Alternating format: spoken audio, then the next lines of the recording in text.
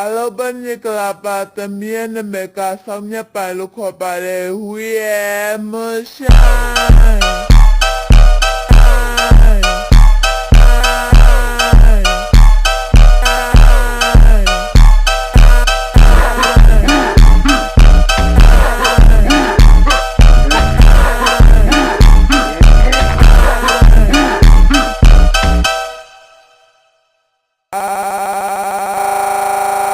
ဘနိကလာပါသမီးနမေကဆောင်မြပိုင်လို့ခေါ်ပါတယ်